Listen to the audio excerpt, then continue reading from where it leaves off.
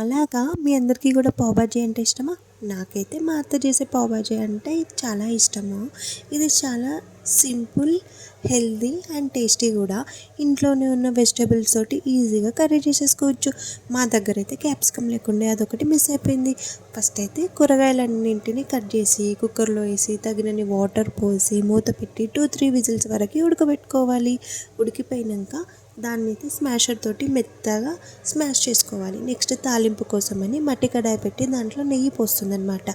యాక్చువల్గా ఈ నెయ్యి ప్లేస్లో బటర్ కానీ ఆయిల్ కానీ వేసుకోవచ్చు, కానీ నెయ్యిలో చేస్తే కర్రీ ఇంకా టేస్ట్ ఉంటుంది. మళ్ళీ అది ఇంట్లో చేసిన ప్యూర్ నెయ్యి అనమాట.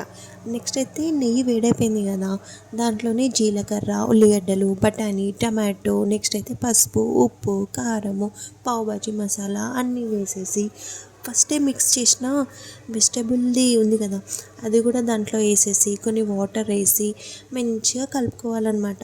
కలుపుకున్నాక ఇప్పుడు చూసుకోవచ్చు టేస్ట్, ఉప్పు కారం ఏమైనా పడతాయి అంటే కూడా వేసుకోవచ్చు. మేమైతే పావు బాజీ కోసం వెయిటింగ్. ఆల్మోస్ట్ కర్రీ అయితే అయిపోయింది. నెక్స్ట్ పావు బాజీ కోసం అయితే పావుని పెనం మీద నెయ్యి వేస్తే ఇట్లా గోల్డిష్ కలర్ వచ్చే వరకు కాలుస్తుంది. ఇంకేం, ఎమ్మి పావు బాజీ రెడీ అయిపోయింది. మీరు కూడా ట్రై చేయండి.